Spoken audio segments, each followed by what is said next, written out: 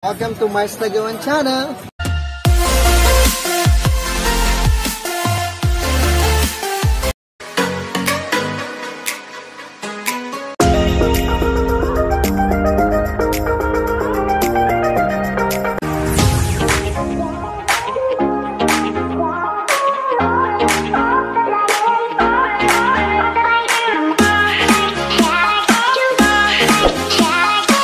Bakanloon, Katagbakanloon Fort. Ito po yung Fort Clark pala kami umalis na Panglao. Yan. Nakarating kami 508 ang dating namin. Yan. Nakakuha na tayo ng ticket. Antayin na lang natin yung Coast Guard.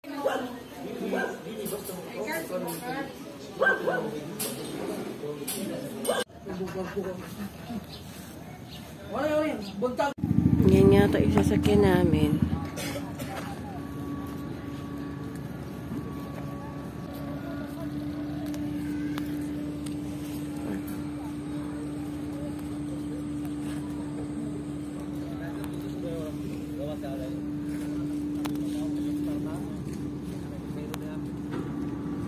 Yan, nasa loob na po tayo ng barko mga kamars. Paalis na po kami.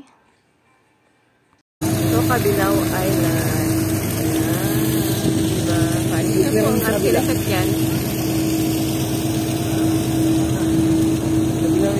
Kabilaw Island ng Bohol.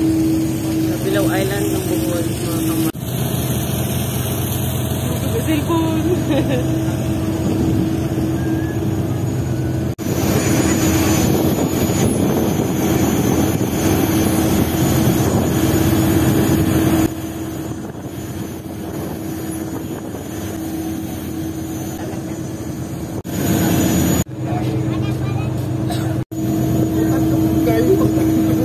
Gamunggayan. Nanugay. Pier na lang.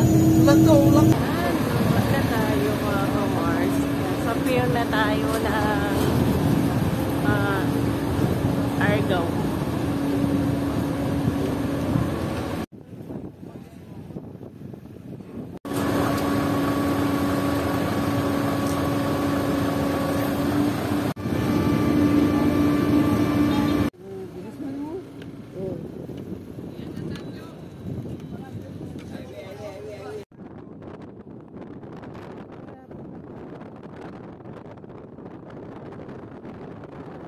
Magpagas muna kami at ito na po yung tinakbo namin mga kamars simula Bacolod hanggang Bohol at pauwi ng Bacolod. Bago magbiyahe ulit, daan muna kami ng Simala dahil malapit lang po dito sa pier ng Argao. Ayan, nandito na tayo. Ilang minutes lang po ang biyahe.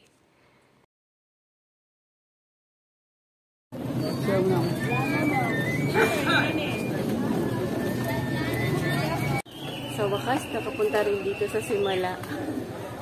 Yung dalawa na Mr. Ko.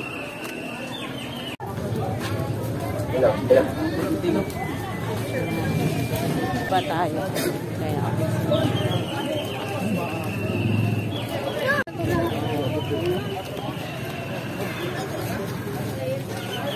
Kaya nasa una ni ay.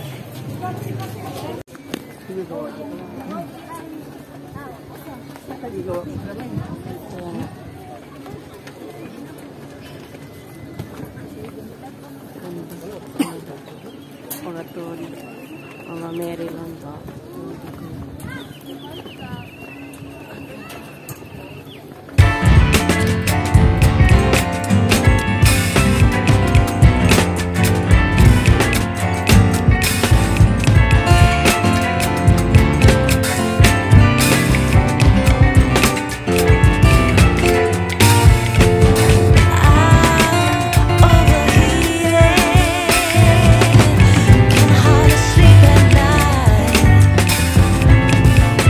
Do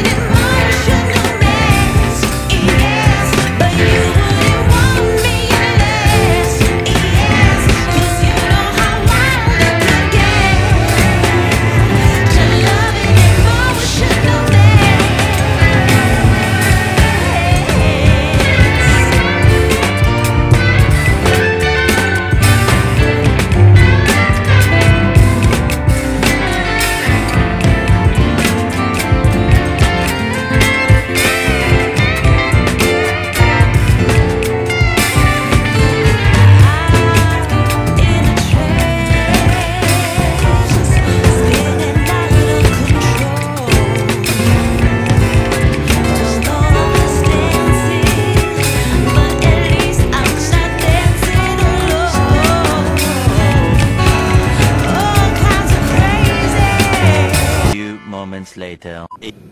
Tuloy-tuloy naman po ang biyahe natin dahil pupunta tayo ng Liloan Port para tatawid tayo papuntang Sibulan. Kaya tara, samahan nyo kami ulit mga kamar sa aming biyahe.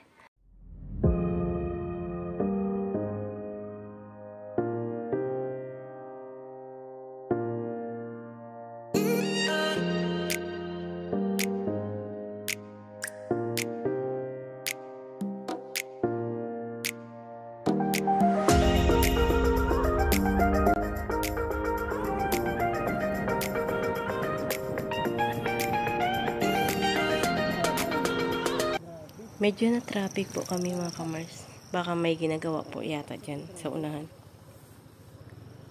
Ayan, tuloy-tuloy na rin ang ating biyahe. Napakaganda po ng view sa gilid ng daan. Yung madadaanan natin. Talaga, wow, ang ganda po ng view. Enjoy lang po yung ride natin kahit nakakapagod. Pero solid po pag nakikita mo yung mga gandang view sa daan. Habang nagbabiyahe tayo, gusto ko lang pong pasalamatan ang lahat ng aking mga viewers, lalo na ang aking mga kamars, Enjoy Life, Francis Vlog, Juanito Marinado Vlog, Ageless Lola, Pogi Boy Production, Fredrook Music, Fifth Rocks,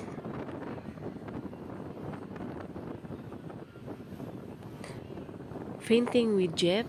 Maraming salamat po sa inyo mga kamars sa laging panonood ng aking vlog.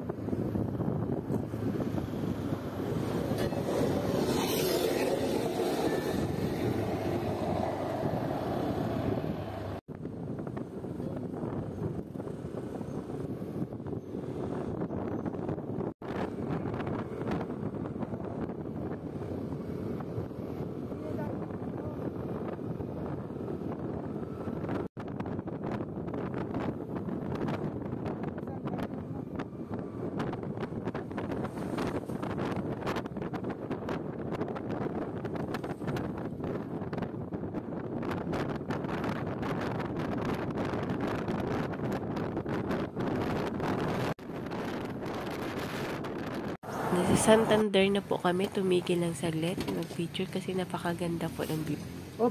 Yan, alis na naman kami ulit mga kamars kasi hinahabil namin yung biyahe ng Liloan.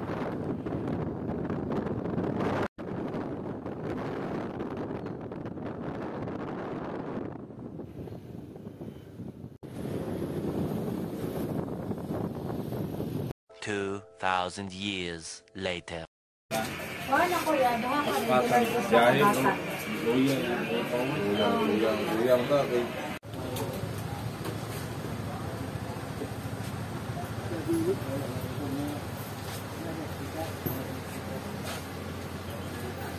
na tayo sa Liluan, Santander.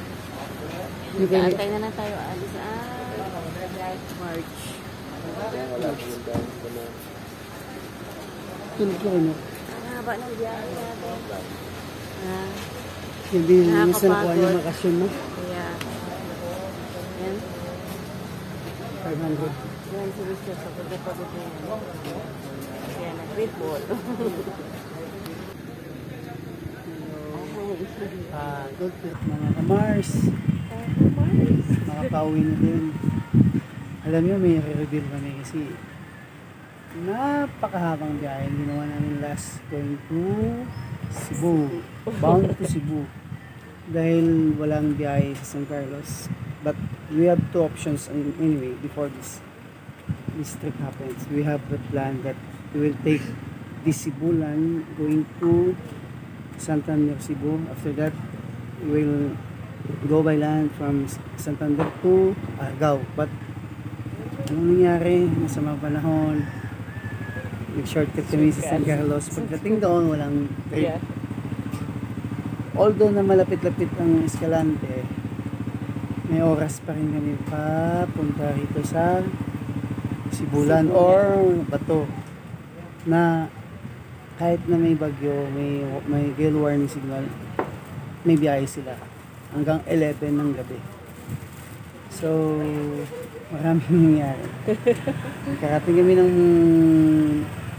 ng Bohol ay, anong oras na? 6:30 ng gabi. Mga 6:30 kasi 4 na umalis. Tapos, instead na dapat at 27 ng umaga, nasa Bohol namin. Kahit na mga, sabihin na mga 12 or 1 o'clock, nasa Bohol na sana kami. Nangyari, dahil sa kaantay, sa barko na may gale warning sa ganitong lugar, alam nyo naman, pag fixer ang pinaniwalaan mo, patay. Dahil dito, Halpak. nagtaka ako, sabi ko, bili ka ng ticket. Anong dinala niya sa akin? Fixer. 4,200 na wala sa amin. Ayun lang. Instead na, kung dito kami dumaan, ang expenses na namin dapat is 260 plus 260 motor kasama na ang dalawang pasero. Tapos doon, ang motor is 840 at dalawang pasero. So, more than 1,500 lang. More than 1,000 lang gastos namin dapat. 1,100 sabihin nila. At saka doon, 4,200 plus 1,300. Bye-bye, pera.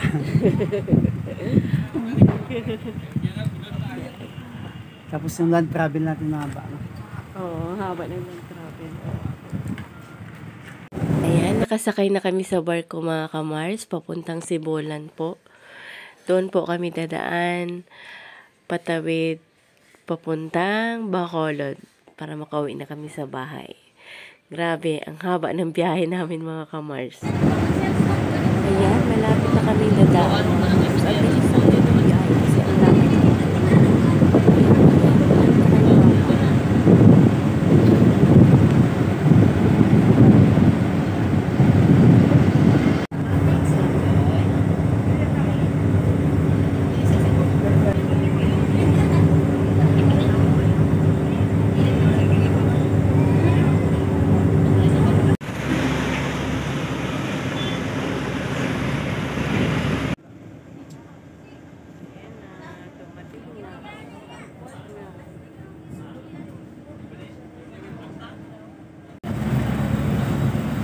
Ayan, nakababa na kami mga kamars at biyahe na naman papuntang Bacolod. Ayan, samahan nyo kami mga kamars. Pauwi na kami mga kamars. Grabe, ang haba-haba na biniyahe namin. Pero nakakapagod, pero sulit yung napuntahan naming lugar. Sobrang ganda. Nakaka-amis talaga yung napunta ka sa ibang lugar na ang tagal mo ng pinangarap na gusto mong puntahan, pero napuntahan mo, talagang sobrang saya. Hindi mo mababayaran ng pera yung kaligayahan na gano'n, na iba yung maramdaman mo na kaligayahan dahil narating mo yung lugar na yon. Talagang nakakabilib dahil ang ganda. Lalo na yung Chocolate Hills, yung napuntahan namin. Talagang hindi mo akalain na ganun ang ginawa ni God. Kakaiba na napakadaming bundok, magkadikit-dikit, maliit lang. Talagang amazing talaga yung Chocolate Hills. Pag hindi mo napuntahan, parang hindi ka ma-amaze. Pero pag ikaw mismo yung nakapunta talaga, talagang mapawaw ka talaga. Talagang napakaganda ng kalikasan. Napakagaling talaga ni God. Kaya, kung kayo ay hindi pa nakapunta ng Bohol, i-try nyo mga ka-Mars dahil talagang ma-amaze talaga kayo. Napakadami pong tourist spot na gusto nyong mapuntahan doon. At hanggang dito lang po ang aking vlog mga ka-Mars. Maraming salamat po sa lahat ng aking mga subscriber. Lalo na ang mga OFW na laging nakasuporta sa aking channel. Thank you po sa inyong lahat mga ka-Mars. Bye-bye!